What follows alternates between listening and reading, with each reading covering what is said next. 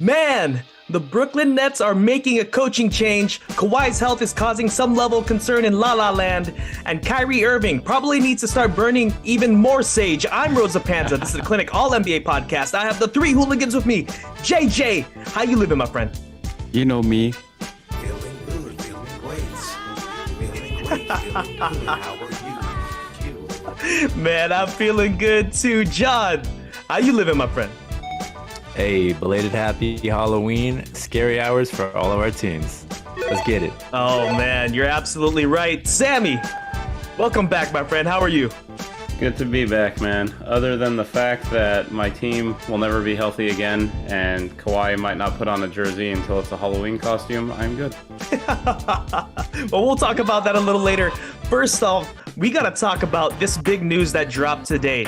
Steve Nash and the Brooklyn Nets have mutually parted ways, according to sources of ESPN, Adrian Wojnarowski. And this is what Sean Marks had to say. He said, "We want to thank Steve for everything he brought to our franchise over the past 2+ seasons. Since becoming head coach, Steve was faced with a number of unprecedented challenges, and we are sincerely grateful for his leadership, patience, and humility throughout his tenure. Personally, this was an immensely difficult decision. However, after much deliberation and evaluation of how the season has begun, we agreed that a change is necessary at this time." Steve Nash had some good things, saying he had amazing experience and it came with incredible challenges and is incredibly grateful. I want to ask you guys, was this warranted by the Brooklyn Nets, the firing of Steve Nash? Did you think it was warranted? Warranted? I don't know if it was warranted. It might have been necessary just of how this was the most toxic team I could think of in the last 2 decades, maybe. Something obviously had to change. Kyrie's recent comments, we'll say, didn't add to, or didn't make things any easier. And Nash looked a little overwhelmed. I don't know if there was any coach out there, with the exception of Phil Jackson circa 2001 or 2002, that could have handled this team. I just think Nash was in an impossible situation. He seemed miserable by the end of this whole thing. So, warranted, hard to say. Necessary, yes. I'll leave it at that. John, what do you think? Definitely not warranted, no. Because when you have Kevin Durant, Kyrie Irving, Ben Simmons, and 11 Shanghai Sharks, future Shanghai Sharks on your team, not even Phil Jackson, circa 2000, 2001, could save this team. It's not, look, Nash could have done a few things here and there, but the team was just completely unbalanced. And in the NBA today, as you guys can see, based on the start of the season and the last couple of years, frankly, teams that are top heavy, the super teams, aren't thriving like they used to. So the Nets, what they built here is difficult for them to succeed. So I would be shocked, and JJ, I want to get your thoughts on this, but in June as well. I would be shocked if the Nets all of a sudden just started to thrive and do well. I think they're just going to struggle the same way they would have if they didn't fire Nash. Do you agree? Disagree? Well, it's going to be really difficult for a team that 2 days ago was last in defensive rating actually jump even 10 spots with that, current roster, number one, number two. Look at the leaders, and I hate to point out, Durant and Kyrie, but even in the very beginning, when Nash got hired, when you have one of your leaders and best players and Kyrie Irving say, "We don't even need a coach," that just sets a bad precedent for all your other players, number one. And number two, like if you have a bad, well, I don't want to say bad, but a front office like how the Nets is being run, where they're like wishy-washy with COVID, they don't really put their foot down with Kyrie and his stance on COVID and if you should get the vaccine or not. And then you have KD saying, "I want to be traded," and then you allowed, DeAndre Jordan to be signed for that much. What was it, like $9 million? You guys could correct me if I'm wrong. Right? So yeah. I think that combination, it was destined to be doomed, right? And June, you know how KD is. You know how Yeah. Kyrie can be. Like, did they have any choice? Like, in this whole matter with Steve Nash, like what Sammy was saying, it's just like they had no choice. This is the first scapegoat, which is probably gonna be a domino effect for other things to follow, which we'll probably talk about later in the pod. But Yeah. that's my whole take. Like, it's destined to be like doomed. This is like a really big surprise to me that Steve Nash is out of there, because I don't think that, if I'm looking at the Brooklyn Nets situation, I don't think anyone was talking about how toxic Steve Nash was. Like, if you want to try to identify who the toxic people were, it's Kevin Durant, it's Kyrie Irving, it's this whole Ben Simmons situation. So maybe try to move one of those three. Firing Steve Nash just kind of puts the blame on somebody, it seems like. And I don't know if Joe Tsai gave in to Kevin Durant. I don't know if he was kind of speaking behind closed doors, like, see, I told you, we got to fire this guy. We got to fire this guy. I'm wondering if Sean Marks is kind of looking over his shoulder too, thinking that he might be next as well. Yeah, Based On on that his note- post game conferences, yeah, he's probably looking over his shoulder. he actually just released the info that he didn't even consult KD or Kyrie before Nash's exit, which I don't know. Man. So I think that's controversial. on the subject of Marks, though, too, I mean, if we're gonna start playing the blame game here. We've all talked about this ad nauseum. The roster construction of this team is not good. They can't defend.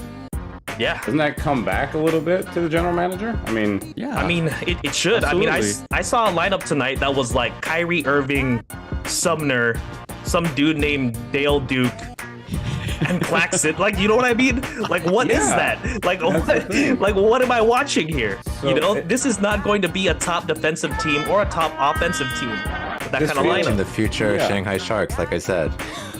but this feels like, barring the turnaround in season of the likes of which we've never seen, doesn't it feel like this team's destined to clean house at the end of the season? New GM, they're gonna unload. There's no way Kyrie's going back there at this point. Free agent, not whatever. No. He's not coming back. that means they gotta trade him, right? Well, his contract expires, and now you have to ask, and I know we'll get into this shortly, with his current controversy, who's trading for him? Like, who's going to bring that into their locker room? So you have that, and then they just cut bait with Durant also at that point. Like, Yeah, he's a free agent at the end of this year, Kyrie. so they would have to trade him by February, but then the question becomes, is Yeah, I anyone don't- willing to take him on right now? No, for that Lakers, much of a baby. rental, for that much. Yeah, you would say that. I think the Say only some way the things to you Lakers right would even now that are- consider it now is without the picks. I want to say something to you right now that I can't say because it would have to be censored and we're live. So, you know what? That's okay. But I will say this: the Lakers better not do that because it's a short-term rental. Obviously, a lot of risk.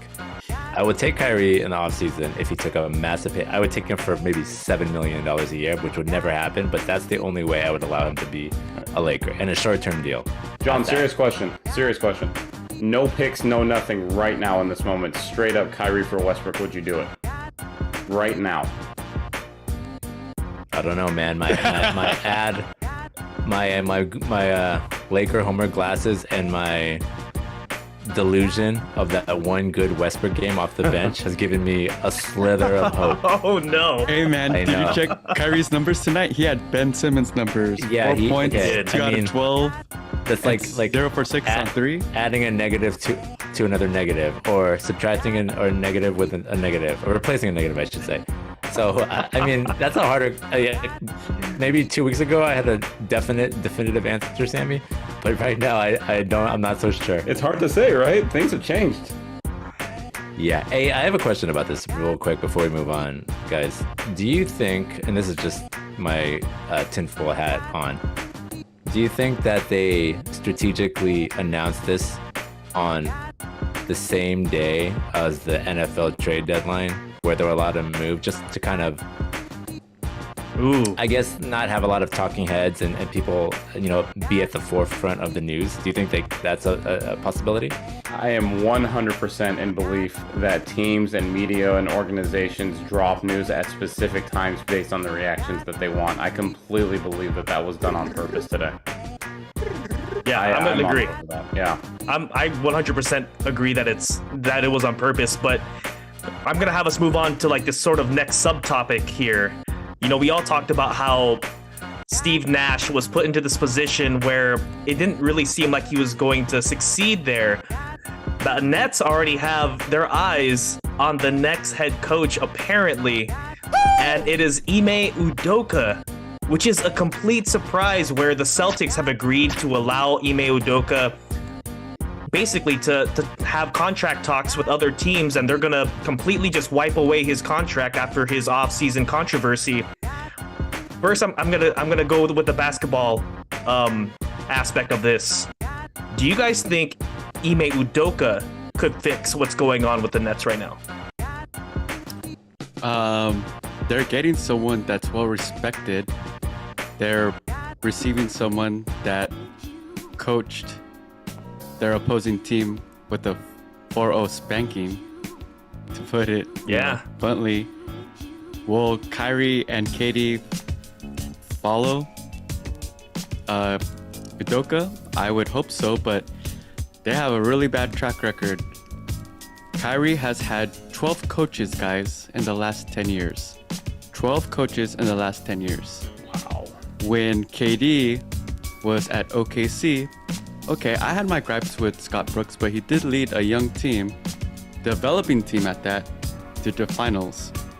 When he went to Oakland with the Warriors, KD didn't really follow Steve Kerr and actually talk smack about Steve Kerr. Is there anyone that KD will listen to? I don't know. Maybe it's Udoka, but the track record for the two best players doesn't look good. Sammy, what do you think? Well, I mean, at least they're finally doing something that's non-controversial. Wait. Wait a minute. Wait. I sense some sarcasm here. I see what you did there. So, we got a funny man here. If you take the off the court stuff away, if he still commands the same respect in the locker room, it's a great hire. I mean, we saw mid-season that Celtics team was, I believe, 20-21. And whatever he did to them, they are now one of the most formidable teams in the league and nearly won the title. I mean, you can't argue with those results, right? But it's so hard to say until he starts this job how the offseason affected his reputation in the locker room until he's back in a locker room, right? So the fact that the Celtics are so willing to walk away, not ask for draft compensation, let him out of his contract, that really does speak some volumes. And Yeah. And see, that's the thing about this that's getting to me. So if we were able to separate the on-court from the off-court, purely on the on-court side, I think this was a home run hire. And I think in a weird way, you can almost do that more with the players than you can with the coaches. Because the coaches, what the coach does off the court to me feels like it affects more of the on-court product because they're not actually playing the games, if that makes sense in the way I'm trying to explain it, because it's harder to separate for them. So I would be curious if he walks into this locker room, which is so difficult clearly, if he can command the room and kind of unify them, because that seems like it's such an impossible task to me. So Yeah, I'm glad you said that. And June and John, I know you're about to put your take, but no even draft compensation. That's they kind of just weird, wanted him right? out, man. They just wanted to get rid of him. You don't give away free gold, even though it's a little tainted, right? Or sorry, maybe it's tainted, but no one knows.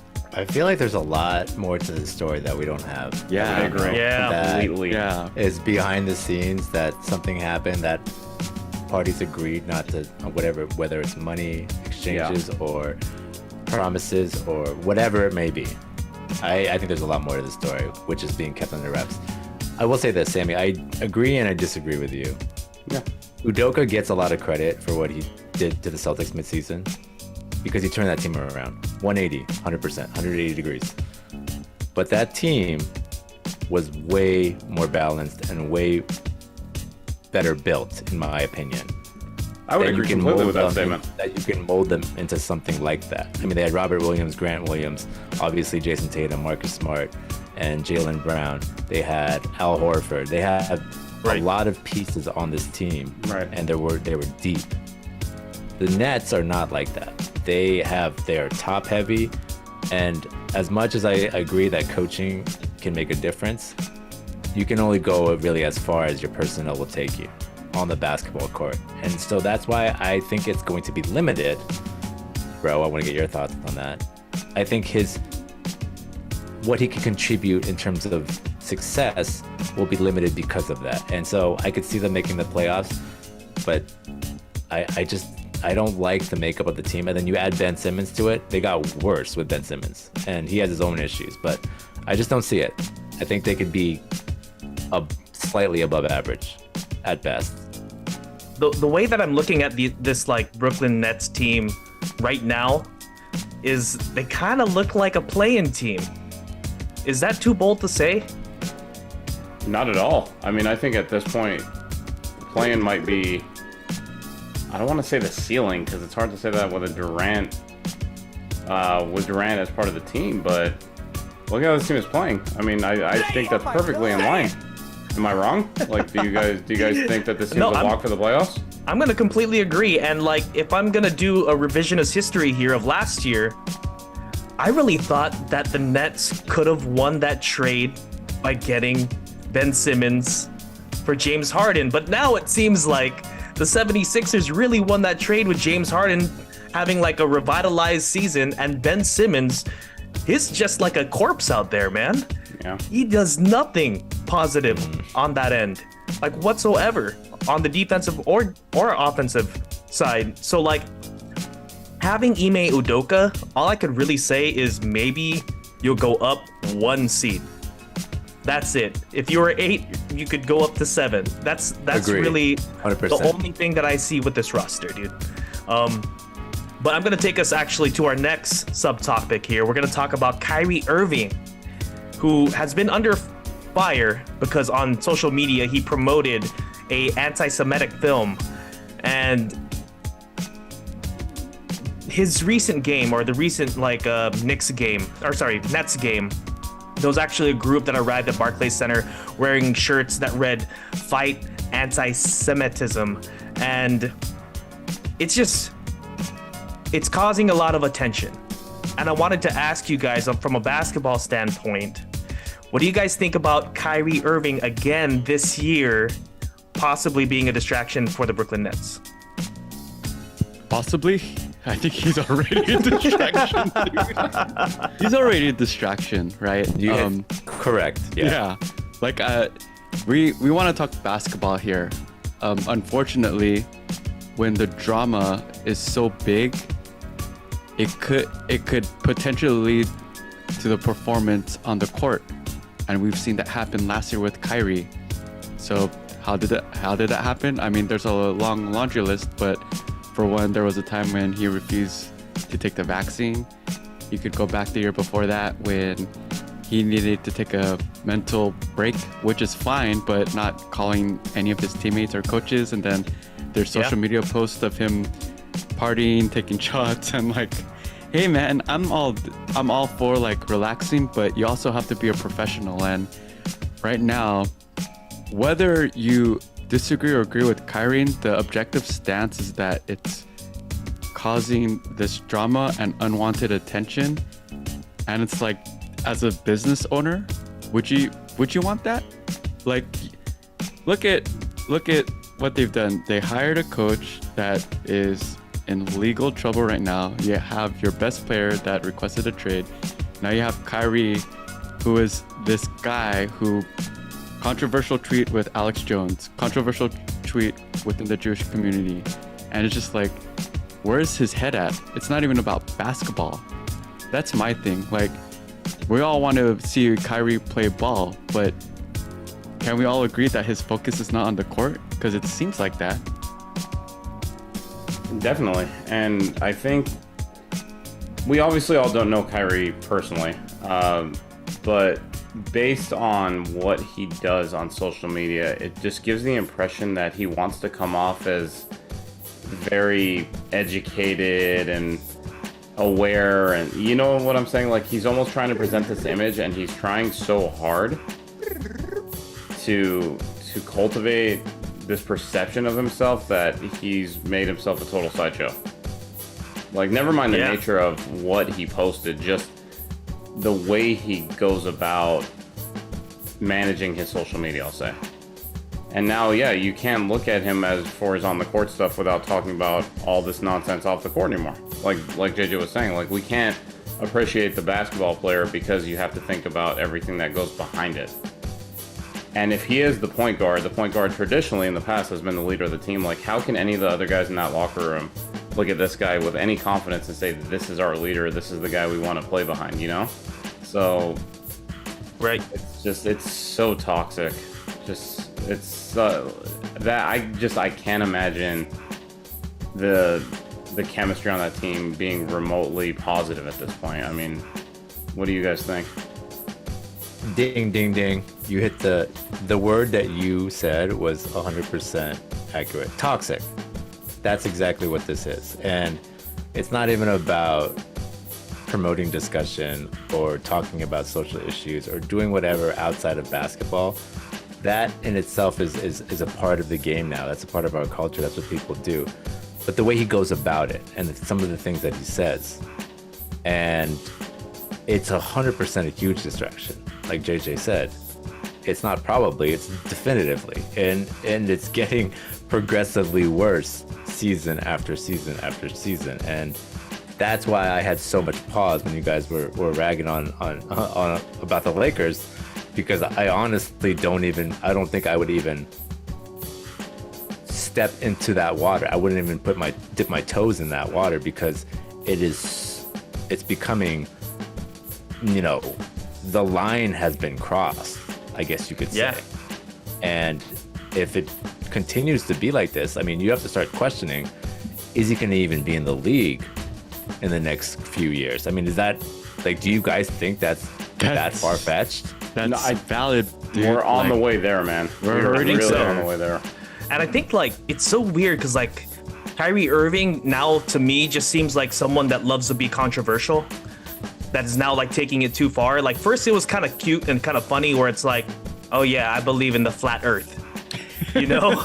That's harmless, right? and It's now- dumb, but it's harmless. Now it's like promoting this movie that has misogyny, homophobia, xenophobia, Islamophobia. Now it's not funny. It's like if I had a story on my Instagram and I posted about Magic Mike, okay? You guys would all and he has, ladies and gentlemen. He has. Which I have not. Which is totally fine. No, it's totally fine. But like, just okay. Go ahead.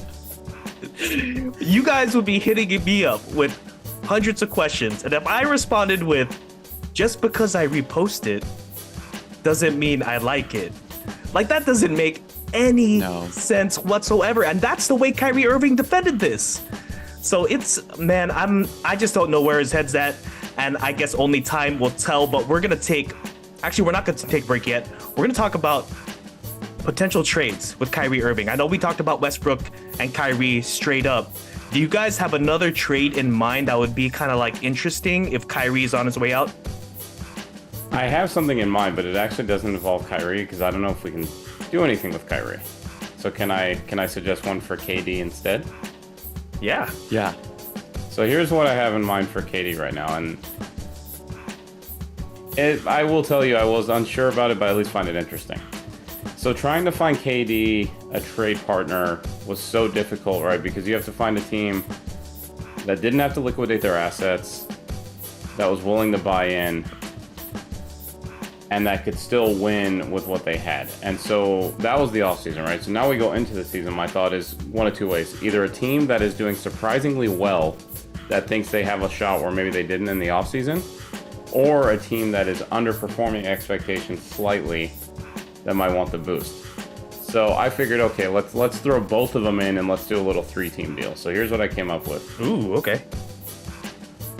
The Denver Nuggets and the Busted Buckets own number 1 seeded Portland Trailblazers. Oh, okay. Here's what I came up with. KD lands in Denver in this scenario. What? Portland lands Michael Porter. Okay. Going to Brooklyn, and so this is the part where you have to figure out, do the pieces add up to enough? And this is what I came up with. Before the picks, part of this is salary, part of this is prospects. Bones Highland, under contract for 3 years at $2.2 a year. Shaedon Sharpe, who the Trailblazers have been very impressed with early on, $6 million a year for the next 4 years. And then to make the money work, Jeremy Grant, who's making 21 this year. Jeff Green, who I also want Jeff Green to play on every single NBA team before he retires. So I think he's already been in Brooklyn, but this will be round 2. In addition to that, you're probably putting together a combination of, I want to say, let's call it about roughly 5 first-round picks and pick swaps on some level. So that's what I came up with. Portland stays with a younger squad, since that's clearly where they're going for outside of Dame, of course. So Porter kind of fits that mold. And it's more likely Porter will be happier in Portland than KD to me. KD lands in Denver, gives Denver Jamal Murray, KD, and Jokic for at least the next couple of years. What do you guys think? No for Portland, because they are 5-1 and top of the Western Conference and gonna win it all this year. Right, bro?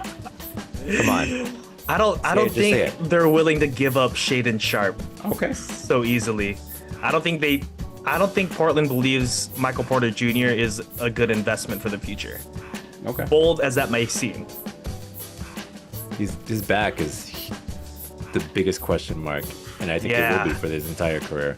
I agree with. I do agree with that. It's just I know how much they struggle getting a true number 2. That was my logic here, but I completely understand your guys' concerns. JJ, any thoughts? No, I was just saying that the Portland fan base, they are in love with Sharpe. They're gonna ride this train with what they're going, because they're winning, and they look good, and I don't think they want to break that. But if KD goes on the Nuggets, that's very interesting. I was actually thinking that should the Nets start trading their most valuable assets, like what we're discussing now with KD and Kyrie, and I don't know. I wanted to ask Jun and RJ, but am I being blasphemous if I'm thinking KD for our youth, for the Warriors? For the Warriors. Oh man, I want more time for that Warriors team to figure it out, but it'd be a lot of fun if KD came back to the Warriors. The Warriors are 3-4, and JJ wants to get rid of everybody already. No picks involved. I'm just saying, man. Draymond's gonna have another person to punch, dude. With no picks involved, KD straight across for Wiggins, Wiseman, and Kuminga works under the cap. I'm just gonna throw that out there to you and leave it alone. Okay, I have a 3-way trade. All right. Okay. Lakers, Pacers, Nets. Of course,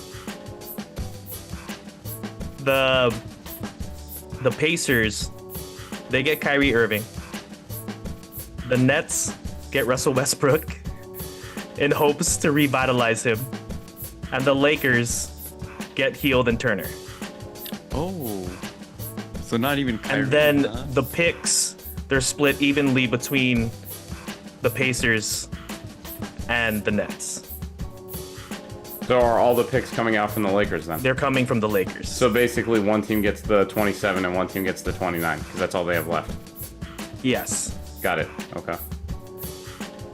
No. Who says no? Oh, okay. John no. shuts it down immediately. I want to hear this. You don't want Hield or Turner. You know, before I've changed my opinion on it, and the reason why is because the more and more I let it sit and marinate, those 2 picks, and I think I told you guys this via text, but those 2 first-round picks in 27 and 29, they are the difference, and I know that's 5 and 7 years away from now. But I think those 2 picks are going to be the difference between the Lakers being bad for shorter period of time and a very long time, because those picks are valuable because LeBron James is going to be retired. I mean, we can assume that, right? Unless you pull the Tom Brady out here. And Anthony Davis, who knows where he'll be? His contract will be up at that point. I don't know if the Lakers are going to resign him. He's going to be pretty old. And I think the Lakers are going to be terrible. And so those draft picks are going to be high. And who knows who's going to be the draft class. But I feel like when you have an opportunity to draft great players, that's going to shorten the rebuild period. And I think they're super valuable. So I would say no. And I don't think Miles and Hield take us over the top. And that's also part of it as well. I'm going to agree with John on this. I think the Lakers need to protect those picks unless they're getting like a top 25 player in the league. Because, Oh, man. Which is going to be hard. And I don't know if they're going to, but it's just how... This is it. These are the last two assets they have unless they can somehow accumulate more picks. And Turner and Hield look solid, but I agree. I mean, if the Lakers add Turner and Hield to the current team with Westbrook going out, 6 seed, 7 seed, realistically, like, is that what we're looking at, Like, roughly? 6, 7, like at best to me. At best, and this is being very optimistic, fourth seed. Okay. I'm gonna go against the grain. I'm gonna say do it. You got LeBron James You would say and that. AD, and you have LeBron James. Guys, drafts. It's very, very rare that you hit on your pick. It could be like the 2000 draft.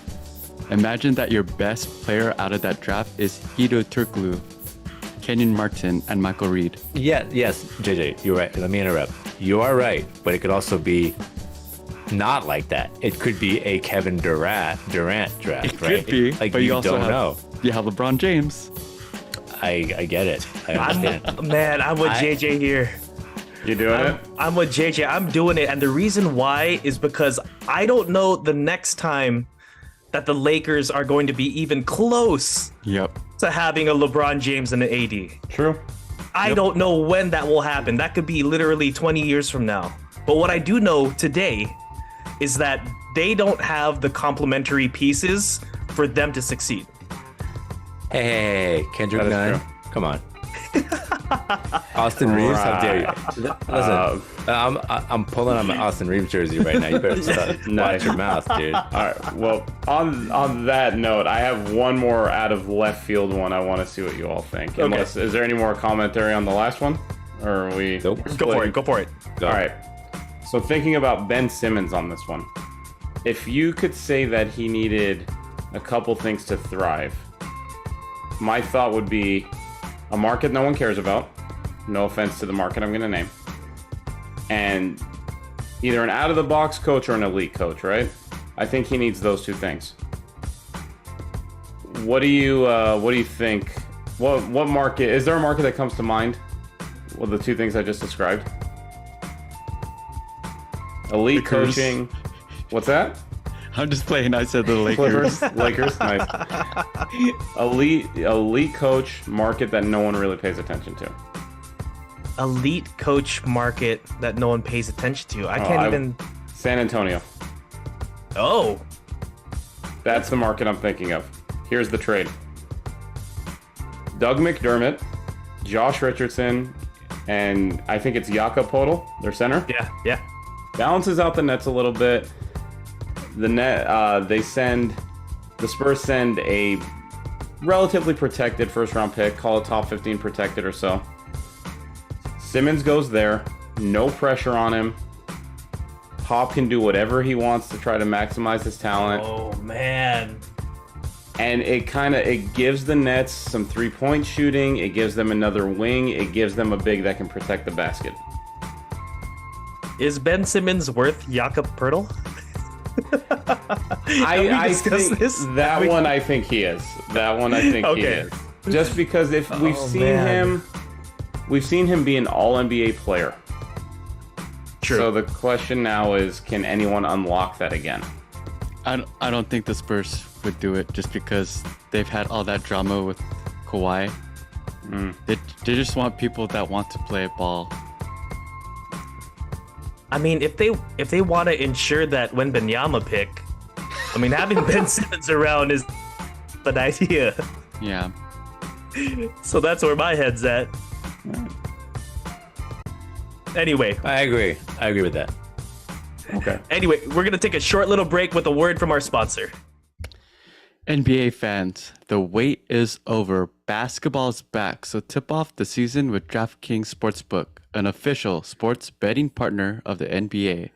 New customers can make any $5 NBA moneyline bet and get $200 in free bets if your team wins. Download the DraftKings Sportsbook app now. Use promo code TBPN. Make any $5 bet this weekend and get $200 in free bets if your team wins. Only at DraftKings Sportsbook with promo code TBPN. Minimum age and eligibility restrictions apply. See show notes for details. Wow. All right, on to our last couple of topics here before we end this episode. So, guys, Kawhi Leonard, and I'm doing my best not to smile or be happy about this because it's not great news. It's like you never want to see somebody injured, but you do want to see your arch rival suffer, your team suffer, and that's kind of where I'm at. It's a little bittersweet for me. But anyway, back to the topic. So Kawhi Leonard is going to miss the next 6 games, and we're 7 games into the season, okay? And there's now news that Kawhi Leonard's knees are flaring up. Knee, whatever it may be. I'm not sure the details here, but his knee is flaring up. There's stiffness from his surgically repaired right knee. Okay. So he's going to miss 6 or 7 games, however that may be, maybe more. He's frustrated. That's a quote from Coach Tyronn Lue. He wants to be out there. And add to this, he cannot travel. He wants to travel, but the doctor said it's not the right thing with the stiffness that he's going through, so he can't even be with the team through the stretch of games. And I know we've been talking at this ad nauseum for the last few years about Kawhi Leonard. And I want to pose maybe a different question. Do you guys think that this is not only a threat to the Clippers, obviously, but do you think this is a threat to Kawhi Leonard's career? He's in his early 30s. He's having a lot of issues, particularly with his knees. Do you think that he may only have a few years left in this league because of his injury concerns? Man, I'm concerned about it. I've thought about it. This was supposed to be the year that the Clippers were all healthy after Kawhi basically sat out the whole year last year. And it's super disappointing, man, because they were supposed to be such a powerhouse in this league. They were favorites, one of the favorites of many to win the title this year. And the way that things are shaping out, I don't know if I could call them favorites. I don't know if I could call them a powerhouse anymore. That's where my head's at with this. What do you guys think? Well, if Kawhi only played 52 games for the 2020 to 2021 season, didn't play any games last season, and then this year he's already, taking time off for load management, it is concerning because now he's gonna be compared to AD, and he has been being compared to AD. And I don't know, who would you rather have, AD or Kawhi at this moment? Do I dare say that AD is more reliable? Uh-oh.